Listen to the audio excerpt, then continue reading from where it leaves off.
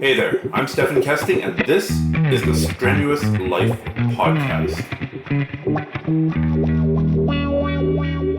If you're doing any physical activity, any hard physical activity that's worth doing, then there are going to be inevitable setbacks, delays, one step forward, two step back situations. It's just inevitable. Maybe if you're playing chess, if you're an esports star, if you're doing something that's basically just sitting, then your limitations aren't physical. Your limitations might be mental. You might be struggling with motivation of how to play chess for 6 hours a day, 7 days a week. But when it comes to sports, physical sports where you sweat, where you bleed, where you're tired, where there's the possibility of injury, there will inevitably be setbacks. So, coming from a personal perspective here, training was going pretty well the last couple of months. Then in the last 25 days, as I'm recording this, I've had 2 flare-ups of an ankle injury. Each ankle injury took me completely out of training for about a week. So in the last 4 weeks, I've lost 2 weeks of training. This is disappointing. Now, I didn't need surgery. I didn't need extensive rehab. I didn't need physio, not for what I had. I'm lucky there. But in the past, I've been out of training for up to 5 months. There have been long periods of time when I've had to be away from the mat, pretty much. And when I say away from the mat, I mean actually sparring, actually rolling. I did manage to get some positional stuff in, some drilling. But still, that's a long layoff from what I really like doing, which is rolling. This is inevitable. In jiu-jitsu, as a rule of thumb, a black belt takes about 10 years. It is unrealistic to think that you can do a hard physical sport that has the potential for injury, where you could get injured on any given day. You could have an acute injury where somebody cranks your arm. You could have a repetitive strain injury. You are going to be dealing with these things over the course of 10 years.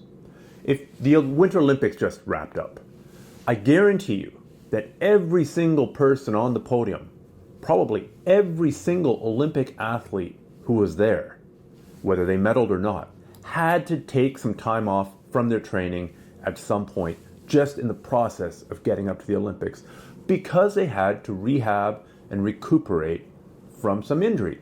If you are there, you're pushing the limits. You are pushing the limits of your body. And if you're not pushing the limits of your body, then you're probably not going hard enough. You're probably doing Tai Chi. If you're doing a real sport, which I define as you either have to sweat or you have to bleed, there has to be the potential for blood and there has to be the existence of sweat for it to be a sport, then this is inevitable.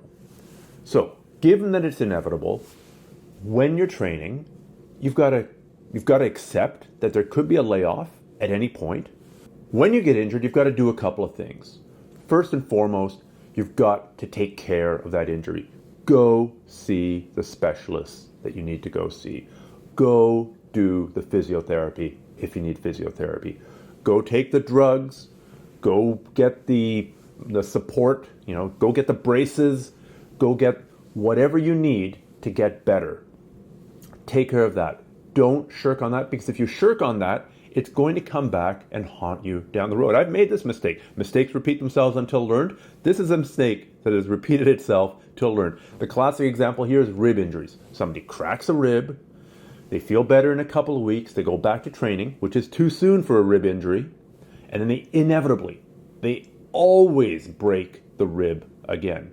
You need to take 5 or 6 weeks off from jiu-jitsu if you've got a rib injury. Maybe you don't need to take that long off if you're a cyclist. I don't know. I'm not a cyclist. I'm not a swimmer, but I am a jiu-jitsu guy, and I know that you need 5 or 6 weeks off for a broken rib or a cracked rib in a jiu-jitsu context. So if you don't take that time off, your body will make you take that time off and charge you interest on it. So, number 1, you've actually got to take care of the injury. Number 2, you don't want to fall that far behind. You can fall behind in a number of different ways. You can fall behind physically.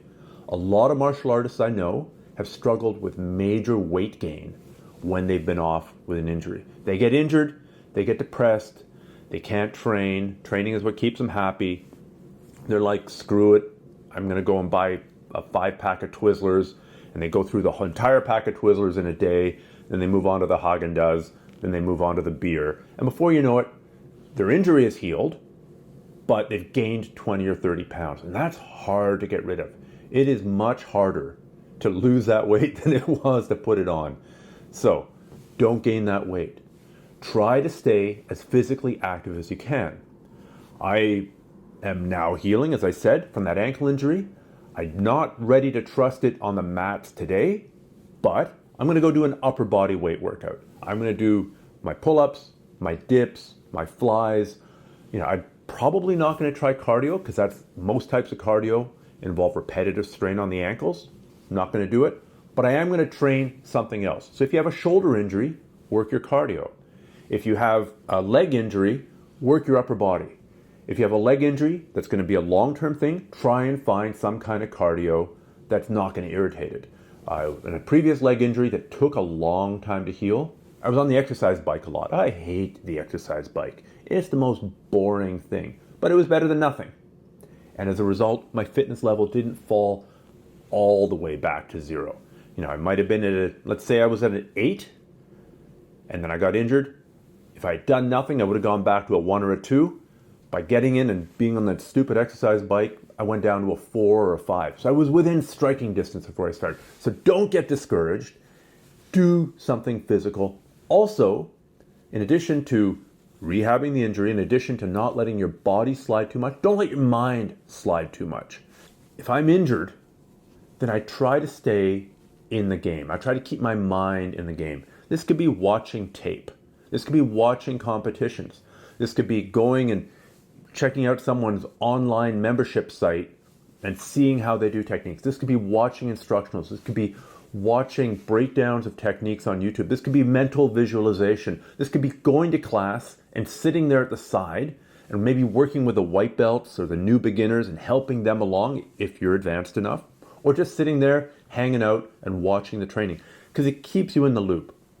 It keeps your mind active in the sport, and hopefully those mirror neurons, the ones that are firing when you're watching an activity, hopefully they're firing away. And so, yes, when you come back, your timing is going to be way off. Yes, when you come back, even if you manage to keep your official, your cardio up, you're still going to be exhausted because you're using way too much energy in the wrong situations. Yes, your grip is going to be shot, but you won't be as far behind as you would have been if you hadn't done anything at all. So don't get all depressed. This is part of the game. Injury management is part of the game. It's what you're signing up for when you're doing a physical sport. Doesn't matter if you're a skier. Doesn't matter if you're a jiu-jitsu guy. Doesn't matter if you're a luger. Doesn't matter if you're a two-man skeleton competitor. There are going to be injuries and setbacks along the way. That's just the way it is. Think about this in advance. Accept it. Learn to deal with it. And you're going to have to deal with it more than once. It's super frustrating, I know, but it is part of the game. It is what you signed up for. And learning to overcome it and learning to deal with it is part of getting good at any physical activity. Okay, guys, that's it for today. Let me know on Twitter. Let me know on Instagram. Let me know on Facebook if these kind of mini rants are useful to you. I like producing them, but I don't know if they're useful to my listenership. Let me know. Probably the next podcast is going to be back to the standard interview format. Okay, guys, take care. Podcast listeners, there's a pretty good chance that you're listening to this on your smartphone, right? You're walking around, you got your smartphone in your pocket, you got your earbuds in, you're listening. If you've got a smartphone and you do jiu-jitsu, then you should check out my free Roadmap for BJJ app. This is a video-based app. It's an app that goes on your phone. You can check out the different sections. It's got different techniques. It's got different positions. And it breaks down the big picture of Brazilian Jiu-Jitsu for you so that you're not going to be so lost on the ground when you're training. So you're going to know kind of, sort of what you should be doing in every position, along with the specific techniques that you should be using. So if you go to grapplearts.com/roadmap, there'll be links there to get this app for free, both in the iTunes store, if you've got an iPhone, or in the Android store, if you've got an Android phone. There's also Kindle versions of it out there as well. Once again, you can grab that at grapplearts.com/roadmap. That'll point you in all the right directions to get this app, whatever kind of phone you have.